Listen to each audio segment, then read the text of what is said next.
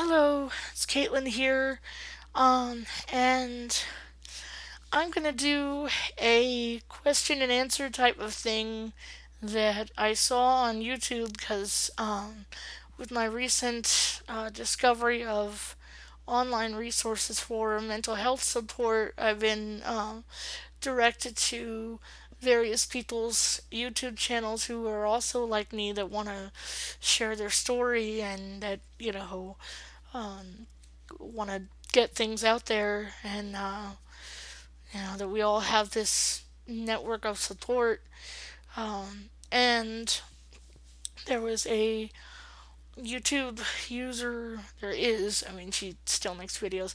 Uh, there's a YouTube user, Destiny Someone, that talks about various mental health related things. And I guess there was a thing going around tagging people to do a question and answer thing related to PTSD, which is post traumatic stress disorder. And when I saw her video, I wrote down the questions and thought it might be a cool idea to do Q&A and answer some of those. Oh, I answer all of them. There's only 8. So, you know what I mean. It's the middle of the night, so what are you going to do? With me having my words in order. Let's see. Okay. Question number 1. What is the cause of my PTSD? Um, Various factors, including like childhood neglect, childhood abuse, childhood sexual abuse. The childhood sexual abuse was a big one for me that really opened it up because that's when I started realizing I was having like, PTSD symptoms like flashbacks and panic attacks and things. Um, just other, there's even other more recent things that have gone on in dating and relationships, mental and emotional abuse that has added to the stress.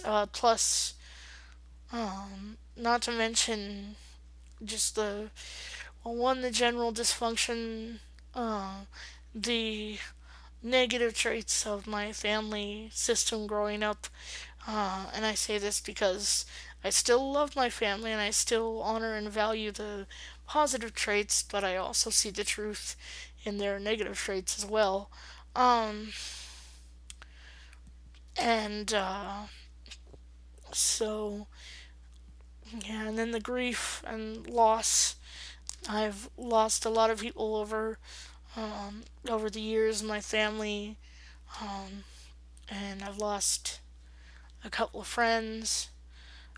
So the grief adds to that stress and that trauma and dealing with death. Um, so let's see.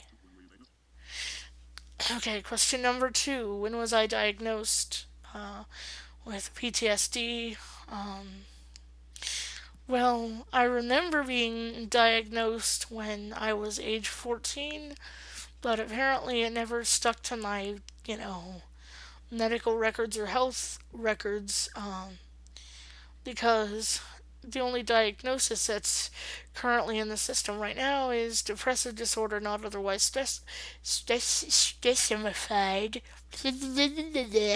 Sorry, my tongue got caught in my eye teeth and I couldn't see what I was saying. Um,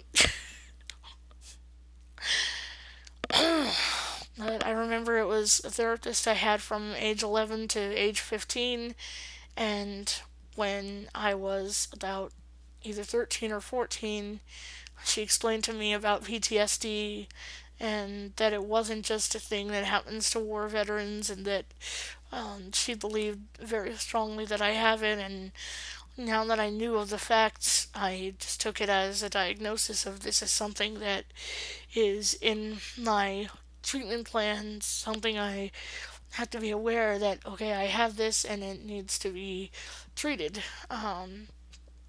So I'm probably going to end up being officially re-diagnosed at some point once I get my once I move out of this place and once I get other treatment plans in place, have regular psychiatric care or therapy or whatever else it is that I may need. Hmm. Question number three. Ow, sorry, an itch on my head and I scratched it too hard. Oh, it's okay though. Anyway, well, or maybe not. It's still itchy. Ugh, there we go. Question number three. Who knows that I have PTSD? My mom and dad knew. My, um, I'll just call her therapist L because she was the one that diagnosed me. Um, let's see. I don't know if therapist A, who I had before her, knew, but she was a very prominent therapist in my life during while things were actually happening and while abuse events were going on. Um, so let's see, mom, dad, I think some other immediate family, my sisters, um, or at least one knows because I know that she found out about me self harming when I was a teenager and, you know, gave me a good talking to. And um, let's see, besides family, um, my best friend T, um, let's see, A and E know. Well, B and T both know. I've mentioned them as a couple, but T I've known longer than B, so um, yeah, B and T, A and E. Um, People that are on the mental health email lists that I email, I've commonly told them right off the bat that I have PTSD. Uh, who else knows? Well, the last psych hospital I was hospitalized in, they at least. I'm not sure. I'll have to go back and look at my copies of like patient records and things and see if they actually put it down. But I know that I actually had a PTSD trigger episode happen while I was hospitalized, and I gave them a big talking to about that and a big tongue lashing about how, well, yeah, that'll be another video for another time. Who else knows? Let's see. Um, some high school counselors might know. I'm not sure. Uh, I want to say Mrs. G from my first high school. I remember talking to her a lot when things were getting bad, and she might have had things passed on from my therapist. I'm not sure who got passed around what as far as my, records of diagnosis. I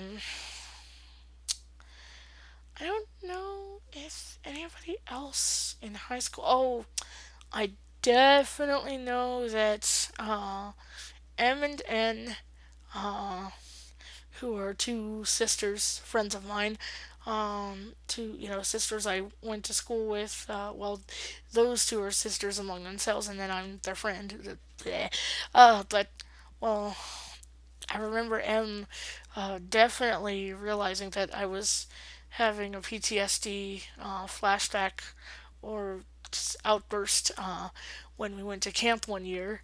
Uh, so I know she knows. I tried to inform therapist S, the last therapist I saw, but she was a very sucky therapist and didn't focus on the treatment of PTSD or anything, coming up from the past. Uh, my ex Jay definitely knows because I had a trigger breakdown panic attack deal right in front of him. Uh, he was certainly not that much help in that either. I mean, he remained calm and kind of let me calm down, but still, yeah. Another story, another video. Uh, who else knows? Well, I mean, anyone that watches this YouTube video knows now, but I feel encouraged and empowered to share my story in the light of receiving support. And, you know, the nice thing is that there's, comment blocking and banning users in case I do get any negative, feedback of any kind on any of these videos I do. So, question number 4. What are my symptoms of PTSD? I think symptoms that have been with me, God, forever and a day since I was a little bitty thing. When I get nervous or anxious, I start like, well, now thankfully I have discovered that manicures are a positive coping mechanism and it's a lot harder, but I used to, like take one nail and pick at the other nail and pick on all my fingernails and toenails until I picked them to where they were like super short. I I pick at scabs and pick at scabs till they bleed, which is a negative coping thing that I'm trying to work on to find other positive ooh, positive alternatives. So let's see symptoms. Um, Depression and anxiety are two of the biggest symptoms, especially in more recent years with the depression, seeing as there's been traumas of grief and death, and also of mental and emotional abuse in relationships. And it's dragged me down to where, it's really shown more obviously that the signs of, the lethargy and the just, you know, the way it affects my mood. Um, Anger outbursts, which I think I'm probably going to forever deal with because I have impulse control issues anyway because of my fetal alcohol syndrome. But at least now with the medications I'm on, I'm a lot more stable. And if I have an outburst, it's very minor and it's more what I hear from other humans, more like a, ow shit, or like, oh fuck, or oh damn it, like typical like ouch, and then I move on, They used to be a lot more like I would make animalistic growling noises and just start spouting off nonsense and, you know, things like that. So having like major outbursts, I will sometimes get triggered by things and then just have anxiety and fear and panic of like, how is this affecting my present? I know this is stuff coming up from the past, but like that kind of fear and confusion of, oh my god, what do I do? What do I do? What do I do? And just other general fears and insecurities. There's some that I don't even really get, but just some things that, I might be able to pinpoint. My gut kind of tells me they're from the past. Things like weird things like I don't like doors when they're half open. Like, you know, my bathroom door back there is fine because it's like all the way open as far as it'll go, or I usually have it all the way closed depending on, you know, things. But I don't like it when a door is just kind of half open. I guess it's kind of that like what's lurking behind the door kind of suspense feeling. What else? Um, Other symptoms I'm trying to think of. I used to get really intense flashbacks, especially around the sexual abuse.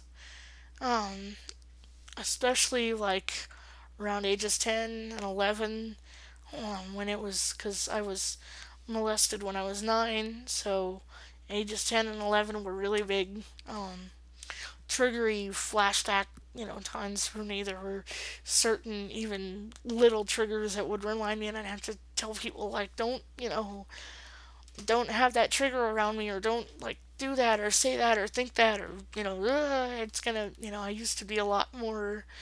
um oh yeah, that's one that I've had since forever.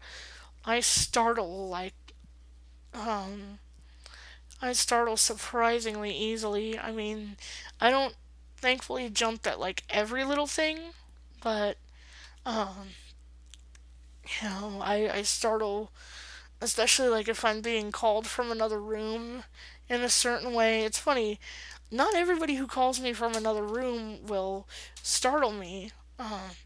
Just certain, um, unfortunately, I always had a terrible time with my mom. As much as she was a lot better than my birth maternal unit at being a mother, her voice would startle me from the other room, even just from right behind my door if it was closed. Just, you know, and I guess when my name or something that sounds like my name is in certain frequencies, it startles me. Uh, just because of being made fun of in elementary school, um, getting tapped on the shoulder startles me because people used to run up and do this a lot, and then kind of ditch me by the time I turned back to go ooh and see who it was. They'd be gone. So even if there's somebody that's legitimately just trying to like hey, what's up, I'm over here, like oh hey, I haven't seen you in a while, it's still, if they tap me on the shoulder, it's like blah. Oh, that's another one. Uh I'm tactily defensive, not as much as I used to be, but sometimes when being touched in certain ways, I just get all like ugh. I know I'm very touch sensitive anyway, because in positive scenarios, like I'm really, really ticklish and just, things like that. But I'm also very, I had to get used to gestures of affection. I know my poor uncle one time went to pat me on the back, and I kind of tensed up and went, and my poor mom had to explain to him that I was tactily defensive. Um, what else? Just fears of rejection, fears of abandonment. Um, um,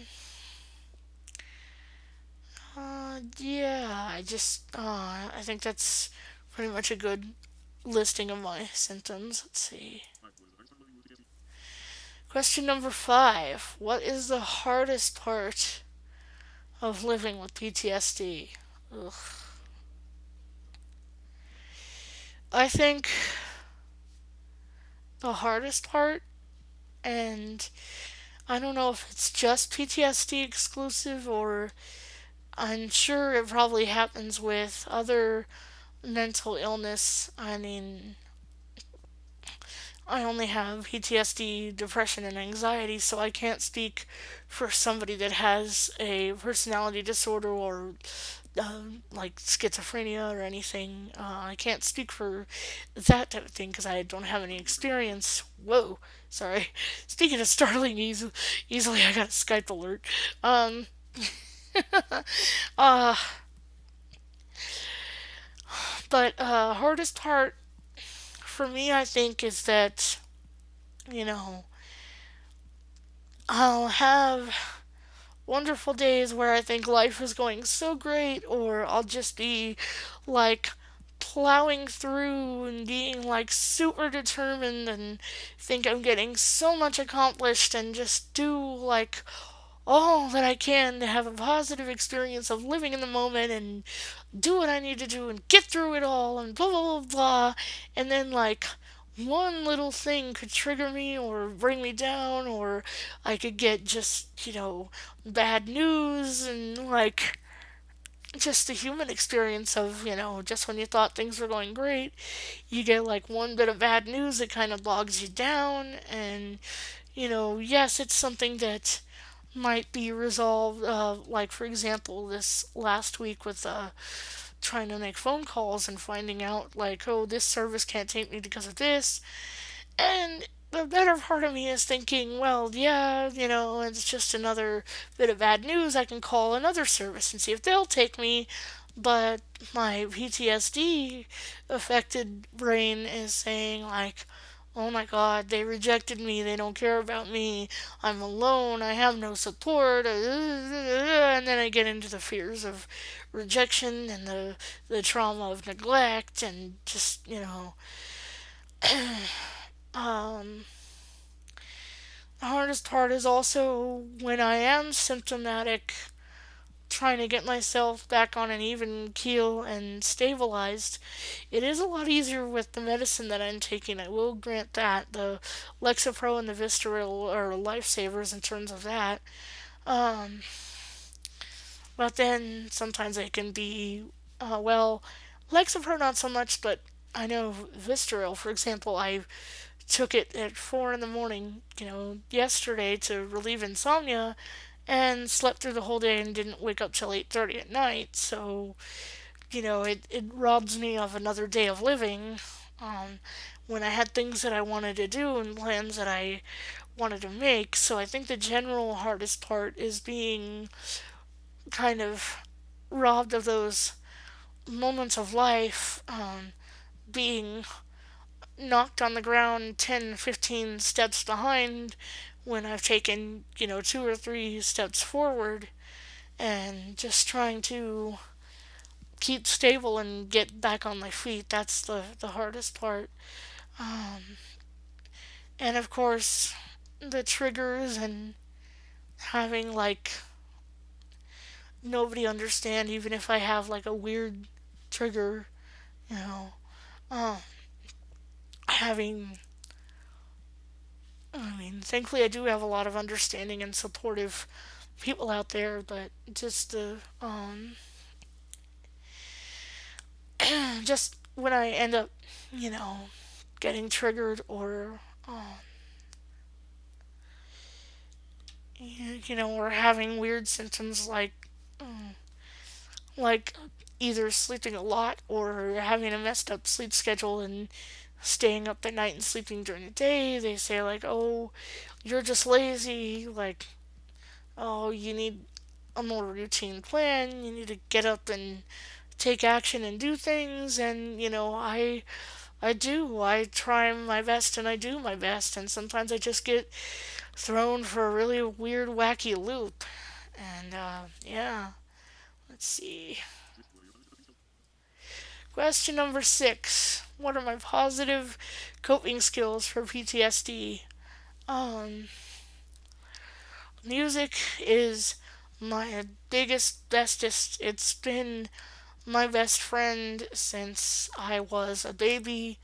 I used to even use music as a coping skill when certain things were going on. For example, when I was left alone a lot and neglected as a baby, I would sing to myself and rhythmically move my head or move my body and just kind of accompany that singing. And it was a self soothing behavior, but it evolved into me realizing I had this natural passion for music and this natural talent and natural gift. And so I'll sing or I'll play the keyboard or I'll listen to music, and uh, and yes, in certain situations I have to watch what music I listen to because music is such a part of my life. I mean, some music might trigger some certain memories, so I have to avoid it and say, oh no, that's going to be triggering. But for the most part, I'll, like either sing or play my keyboard or listen to music. And like, or I'll use it, if I'm feeling like I've got like violent urges or feeling like I want to outburst in anger, I'll like headbang to some heavy metal, and or just listen to really like screamy, angry music and just move my body, even if I look weird, even if I'm like flailing my arms everywhere and doing like weird stuff, just like kinetically move my body around and like just do things to get it out of my system.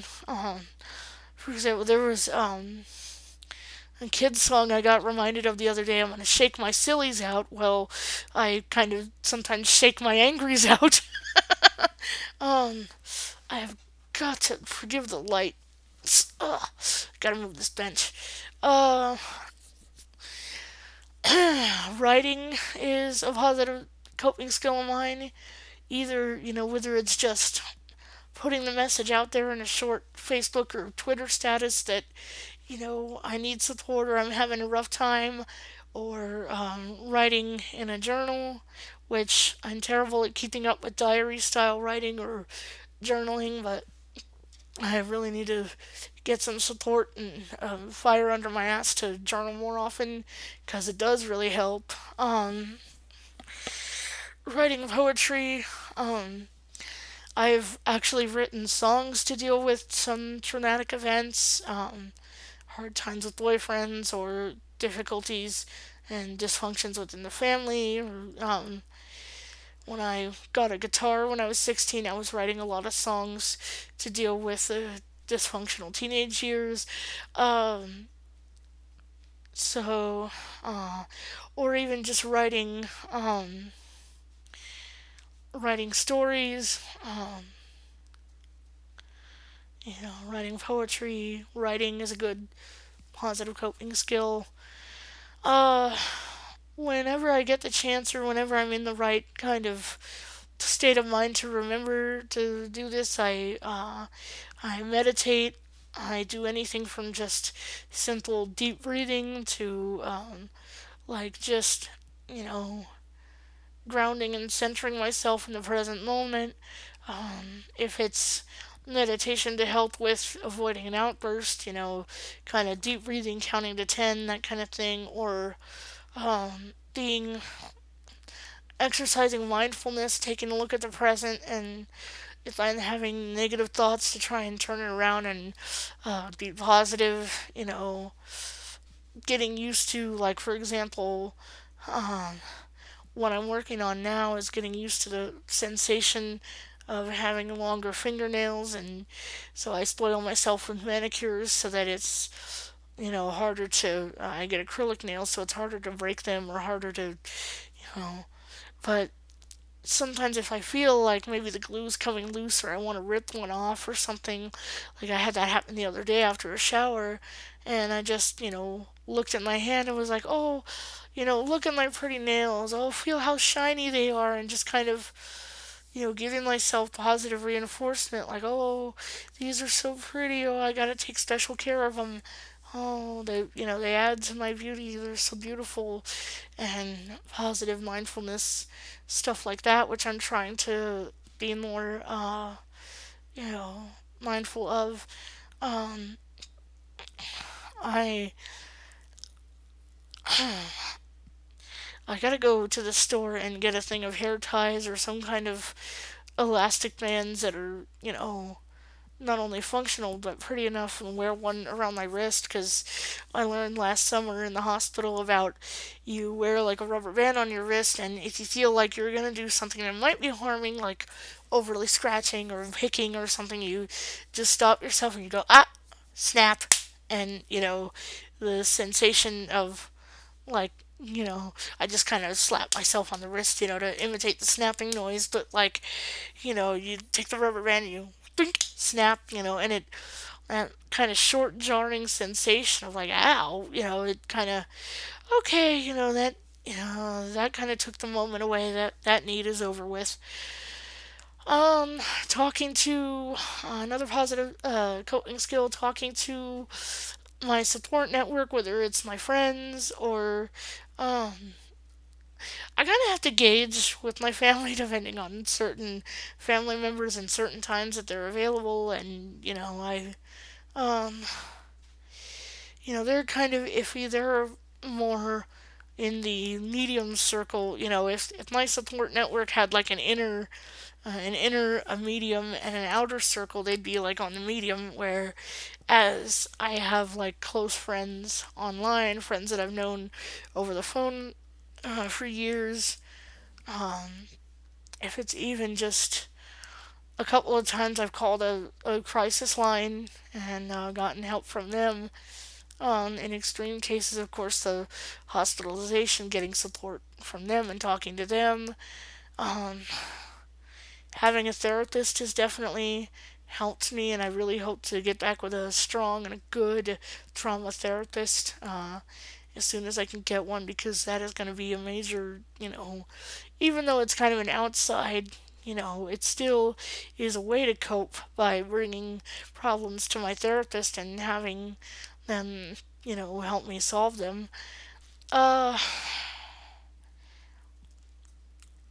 um, I used to, when I was younger, do drawing and artwork because I can see well enough to draw, and I really want to get back into that again. I just need a good desk space and some nice bold colored markers that I can see well enough to do and be able to draw and do artwork, because I miss that. I got to do art therapy when I had my first hospitalization, and it brought me back to childhood, and it comforted me to be able to use that as a coping skill. Use, besides singing and like performing arts, to use like visual arts and like other things, or like even sculpting with clay or playing with Play-Doh. Oh, that's another positive coping skill, is just nurturing my inner child and playing with toys or having stuffed animals around. I'm not ashamed to say it. I'm, 31 years old, and I sleep next to a big old fluffy white teddy bear. And, well, he needs to be washed, and his poor arm has been squished from me hugging on him so much, but, hopefully I'll be able to wash him or get another teddy bear that's big and darker colored so that the wear and tear won't show as much. Um, and let's see. Yeah. Oh, next question. Okay, number 7. Misconceptions about PTSD that either I've heard from the outside world or that I've had myself. The biggest one that I just cannot stand, yes, I'm glad that the men and women that have fought for our country in whatever war they fought in, be it Vietnam or Iraq, or like the older folks who fought in like World War II. And I mean, yes, PTSD didn't come about until Vietnam, but I'm sure that, well, a lot of the people that might have fought in World War II might either be very, very old or like already dead. I'm not sure, but just, yes, war is a traumatic thing, and I'm glad that there is a correlation between war veterans and PTSD and getting help. But vets aren't the only one that go through trauma. Child abuse survivors, even people that have been abuse survivors in dating and relationships in their adult life, or people that have seen a lot of grief, a lot of death in their life. That could be traumatic for them. Um, people that have been in a car accident, and maybe they're afraid to get in a car or something because the accident that they were in was traumatizing to them. People that have had brain trauma in other ways. There's such a thing as, traumatic brain injury, and people with all kinds of mental illness.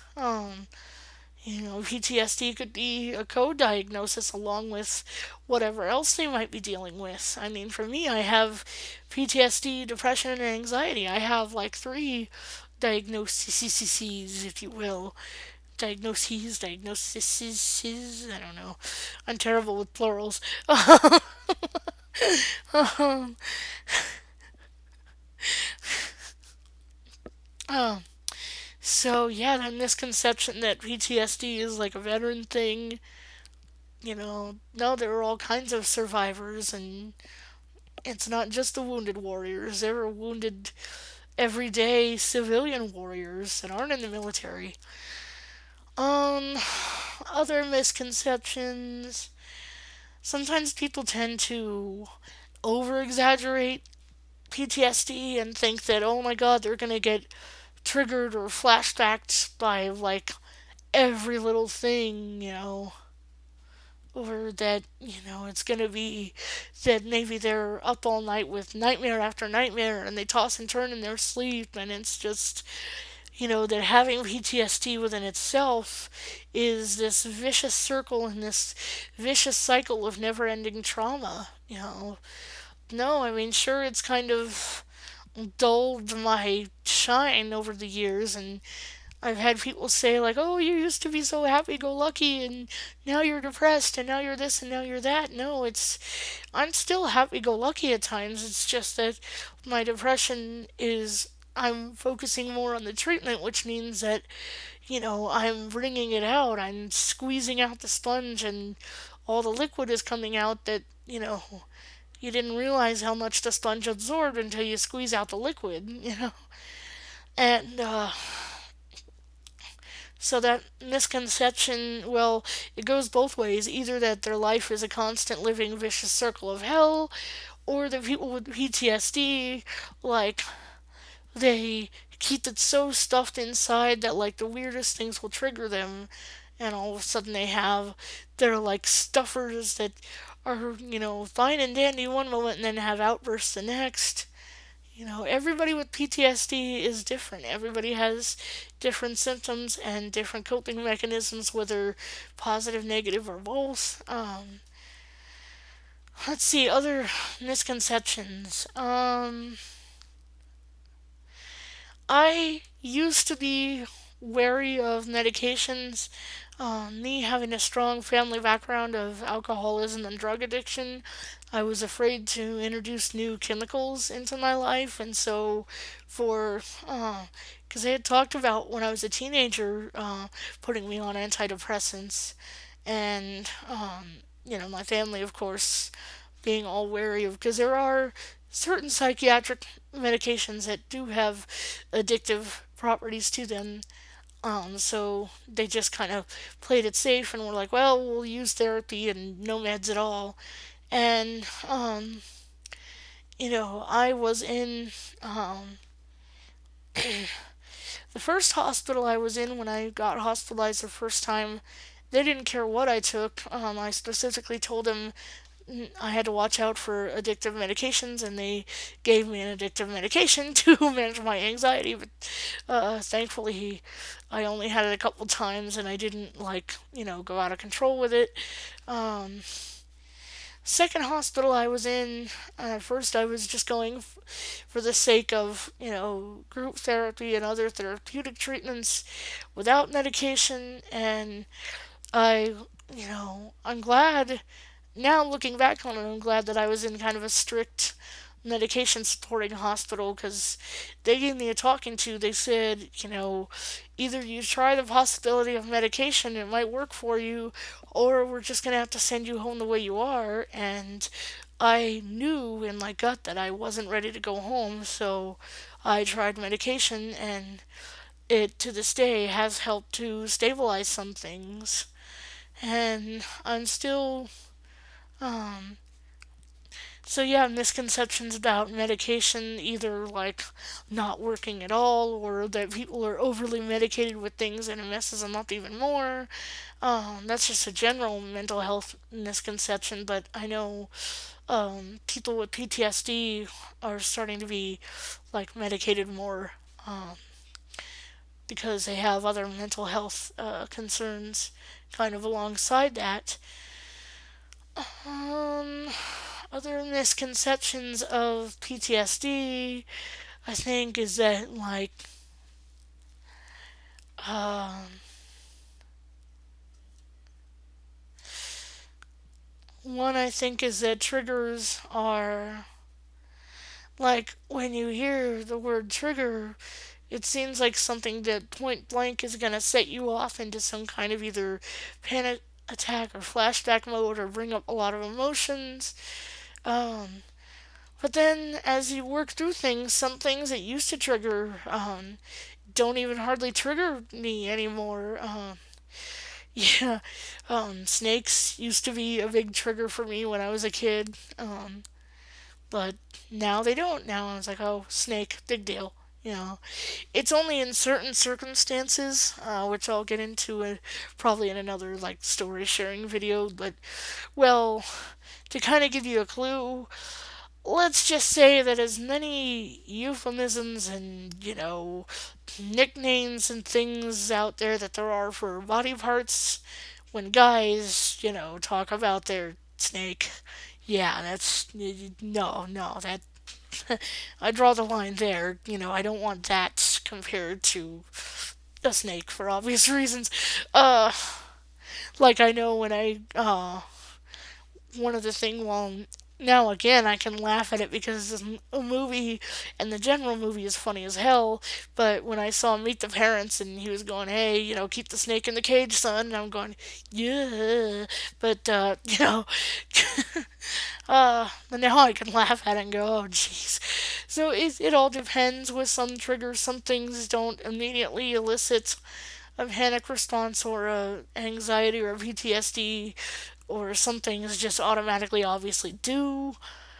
Um, Seeing people that I know for a fact to be dysfunctional and kind of on my, middle of the line list of those who I might trust at sometimes and might not at others.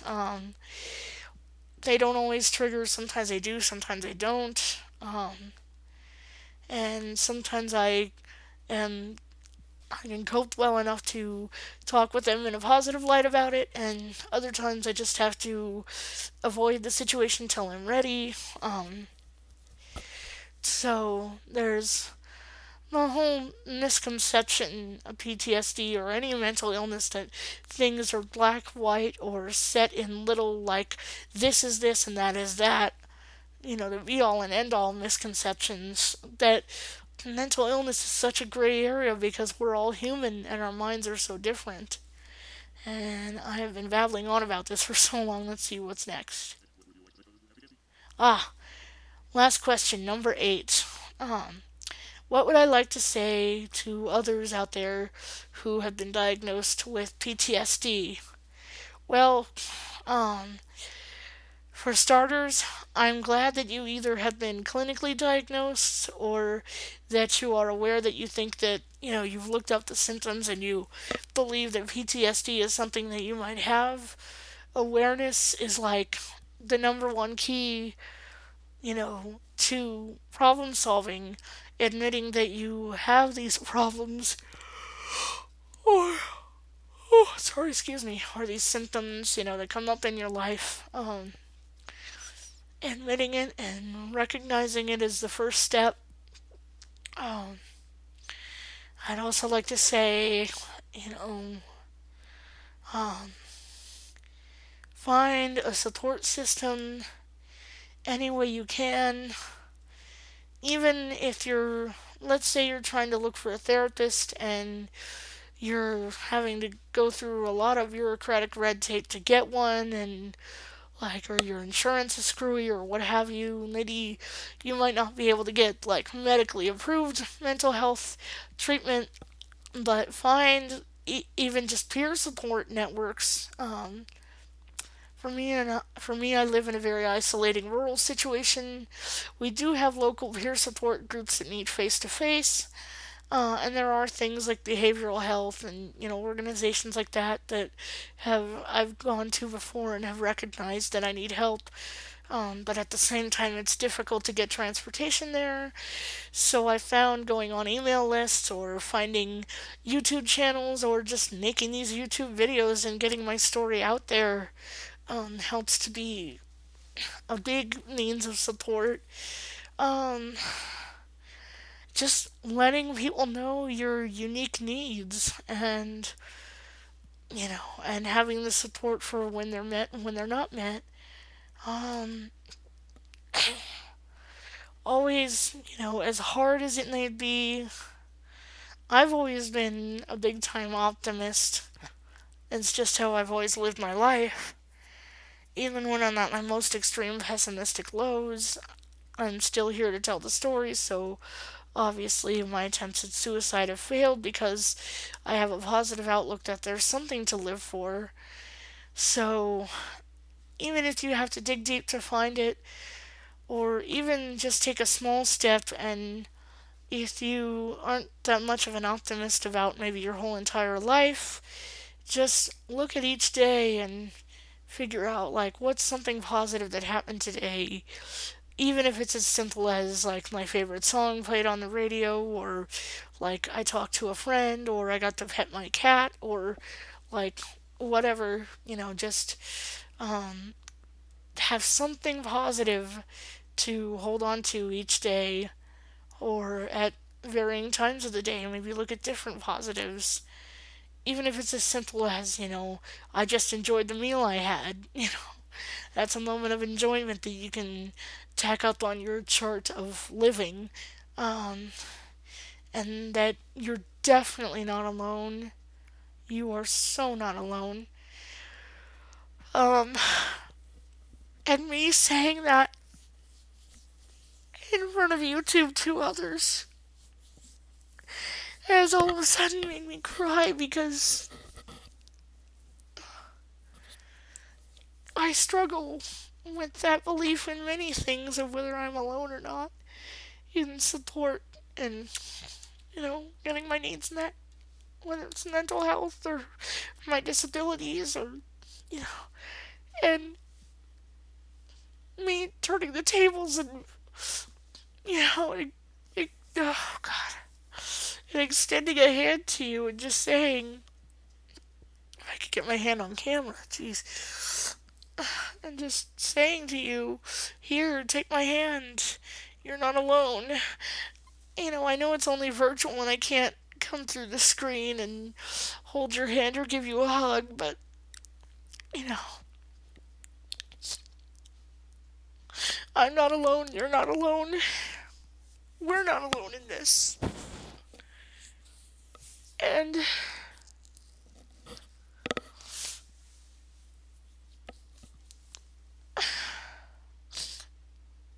and that also,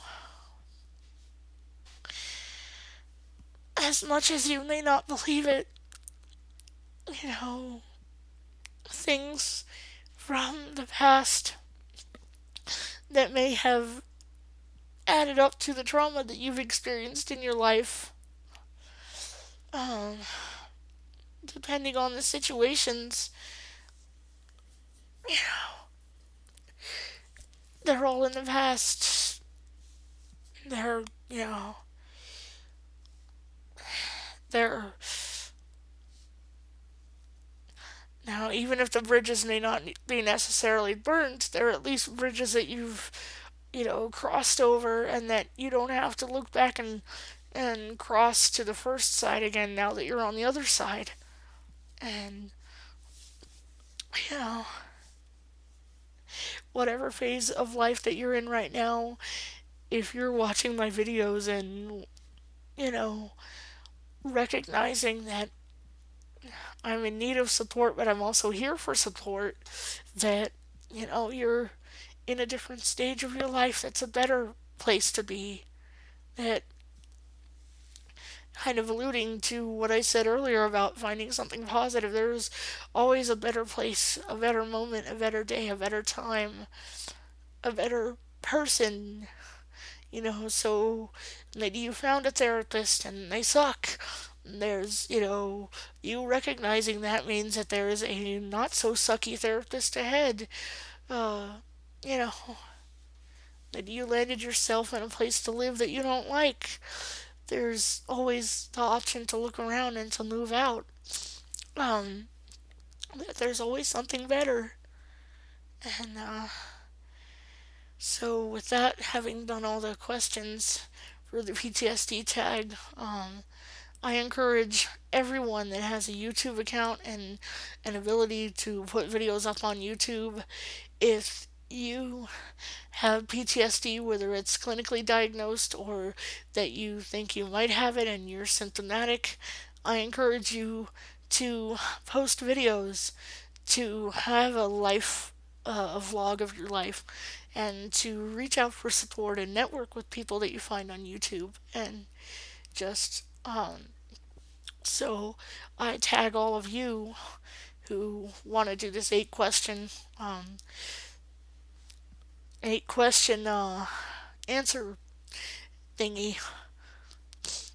I encourage all of you out there to go do it. And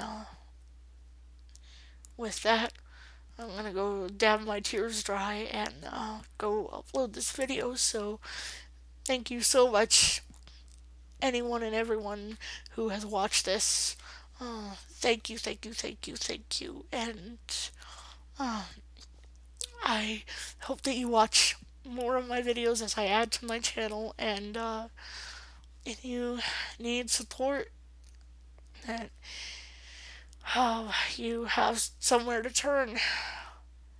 And I'm hoping that when I need support and the more that I get to know you and get acquainted with you, that I can turn to you and we can be peers as well. So you all take care of yourselves, and I'm gonna go take care of myself and upload this video. And goodbye for now. Oops, I was in the wrong window. Goodbye for this now.